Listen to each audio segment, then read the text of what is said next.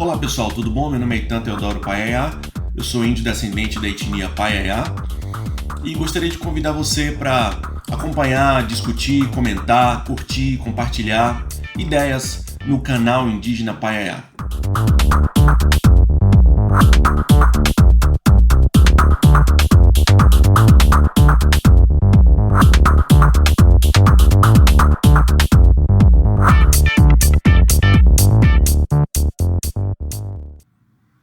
Hoje eu vou fazer uma leitura de um texto muito interessante, de um autor chamado Marco Paulo Frois Schettino. O título do texto é Índios na Cidade, a necessária superação da ideia de índios aldeados e desaldeados. Vamos lá? Os aldeamentos ou reduções surgiram durante o período colonial. Eram locais em que os colonizadores reduziam as populações indígenas em partes diminutas de seus territórios para lhes impor algum tipo de controle. Basicamente, objetivava-se dispor da sua mão de obra por meio da imposição de um outro modo de vida que se adaptasse à economia colonial, tornando-os aptos para trabalhar e servir aos colonos, à administração portuguesa e à igreja. Por outro lado, buscava-se a liberação de seus territórios para o uso e expansão da fronteira colonial. Nesse processo de conversão de modos de vida e visões de mundo, as ordens religiosas, coligadas ao Estado, tiveram protagonismo por meio da evangelização dos povos indígenas. Os aldeamentos converteram-se no lugar reservado pelo Estado e sob o seu controle para circunscrever as populações indígenas. Daí, decorreu o subsequente conceito estatal de reserva indígena, significando as terras oficialmente reconhecidas como indígenas. Os índios aldeados eram aqueles que estavam reunidos em comunidades artificialmente construídas pelos colonizadores, conforme seus interesses geopolíticos e econômicos. Aldeamentos muitas vezes compostos por diferentes povos indígenas, inclusive povos historicamente inimigos entre si. Os índios desaldeados eram aqueles considerados desgarrados, arredios, destribalizados, fora do controle estatal, objeto de medo e alvo dos esforços militares de conquista territorial e de corpos para o trabalho escravo. A ideia de aldeamento foi atualizada no contemporâneo conceito de terra indígena, enquanto local reservado aos indígenas para sua permanência sob o controle tutelar do Estado, por meio da preservação de assistência, serviços e do esvaziamento da autonomia indígena. Ao sair dos limites dos aldeamentos, das terras a eles destinadas e reconhecidas, o Estado passa a negar-lhes sua atenção e serviços, e mais, negar-lhes o reconhecimento à sua identidade, como se essa fosse geograficamente referenciada, adstrita a um trato de terra socialmente controlado pelo Estado, fora do qual essa identidade perderia força e legitimidade, passando a carecer de um passaporte identitário oficial. Os desaldeados de hoje não são ameaçadores como os de outrora, o que lhes outorgava algum respeito diante dos colonizadores, como membros da resistência contra a guerra de conquista. Os desaldeados de hoje são vistos pelo Estado como uma espécie de desertores étnicos, que assim o seriam por desistência da sua identidade ancestral e adesão a uma nova identidade, levando à ideia de que, uma vez que façam essa opção, perdem seus direitos étnicos e o acesso diferenciado às políticas públicas. Tal compreensão resulta na negação da identidade étnica, violência simbólica com grandes repercussões materiais e sociais. Tais repercussões resultam da omissão do Estado em prestar uma atenção diferenciada que considere e respeite as especificidades culturais desses povos. Diante disso, são obrigados a se submeterem a uma subcidadania marcada pela marginalização das populações pobres que ocupam as periferias urbanas e ao racismo etnorracial estrutural e vicejante na sociedade brasileira desde os tempos coloniais. Nesse sentido, é que o conceito de autodeclaração prescrito pela Convenção 169 da Organização Internacional do Trabalho, OIT, permite romper com o modo de pensar a identificação étnica desde fora, qual seja, pelo conquistador colonial e seus herdeiros contemporâneos, que pretendem definir a identidade do conquistado. A autodefinição da identidade étnica permite a um povo e aos indivíduos que o compõem se autorrepresentarem diante de diferentes circunstâncias históricas e respeitar a dinâmica intrínseca das culturas que estão em perpétuo movimento de reelaboração e transformação. A herança colonial faz que, ainda hoje, as políticas públicas sejam exclusivamente direcionadas para os índios aldeados. Como uma vez me disse uma funcionária de um distrito sanitário especial indígena, a partir do momento em que ele, o índio, vem para a cidade, ele torna-se munícipe.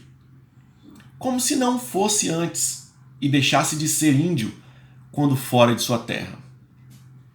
Assim como o conceito de aldeamento impactou o de terra indígena, o conceito de desaldeado impacta os indígenas fora de suas terras ou sem terras oficialmente reconhecidas. O conceito de desaldeado abarca não apenas os índios que têm suas terras reconhecidas e por algum motivo estão fora delas temporária ou definitivamente, mas principalmente aqueles que não têm suas terras reconhecidas, que representa um expressivo contingente de indígenas que aguarda o reconhecimento do direito às suas terras perdidas ao longo do processo histórico de colonização. Dos 897 mil indígenas recenseados pelo IBGE em 2010, 58% vivem em terras indígenas e 42% vivem fora das terras indígenas, nas cidades ou na zona rural, em TIs que estão nas primeiras etapas do procedimento administrativo de demarcação. Ademais, as terras indígenas não são sistemas fechados, assim como as cidades não são. Existem inúmeras dinâmicas e fluxos entre as terras indígenas e os espaços urbanos. Dinâmicas regionais são há muito observadas, mas ainda pouco compreendidas no Brasil, quando se trata de povos indígenas. A presença indígena nas cidades gera verdadeiros curtos-circuitos nas compreensões do que é ser índio e de como tratá-los fora do espaço controlado dos aldeamentos. A presença indígena nas cidades nos faz repensar as cidades enquanto espaços abertos e inclusivos. No Brasil, ainda teimamos em fazer nas cidades espaços de exclusão, exclusão da natureza, exclusão social, exclusão cultural, um lugar de contrastes, fronteiras, limites e muros. Manaus, por exemplo, não se trata de uma ilha de cimento e asfalto que expulsou a floresta de dentro para fora, mas de uma cidade dentro da floresta, perpassada e composta por suas águas, seu ar e seus povos. Como se diz, as cidades são florestas urbanizadas. Como as cidades brasileiras seriam mais harmonizadas se integradas nos contextos geográficos e socioculturais em que se inseriram e se inserem.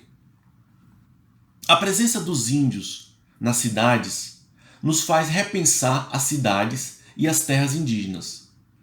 Políticas públicas só serão efetivadas se contemplarem essas distintas realidades, as dos índios nas terras indígenas, em sintonia com a dos índios nas cidades. É desafiador considerar essas realidades.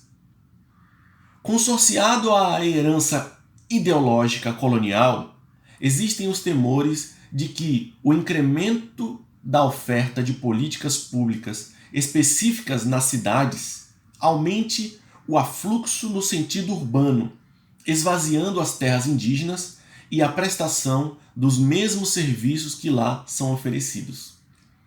Mas esse temor deve ser enfrentado.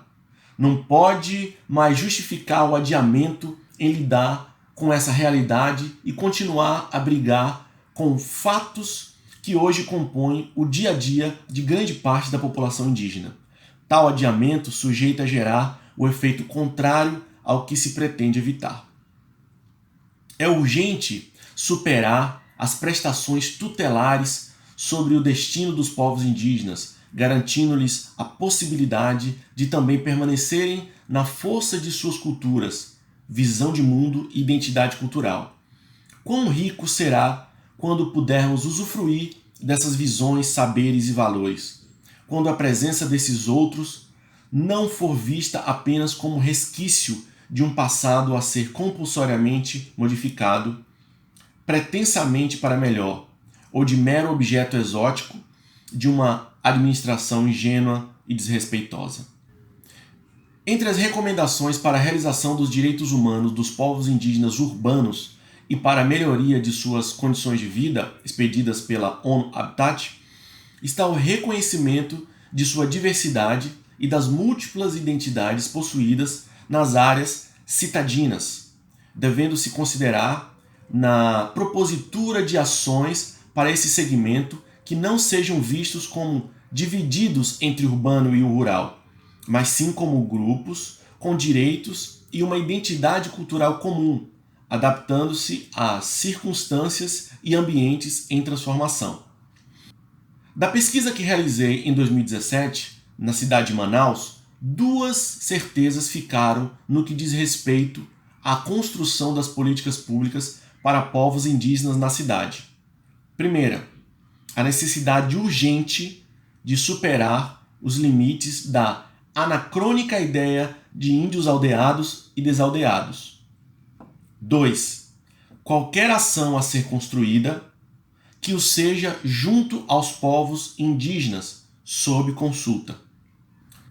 Como diria Débora Duprá, compreender, ao invés de interpretar, é sair do cogito em direção à prática que se apresenta e fazê-la falar. Complementaria, e ter ouvidos para ouvi-la.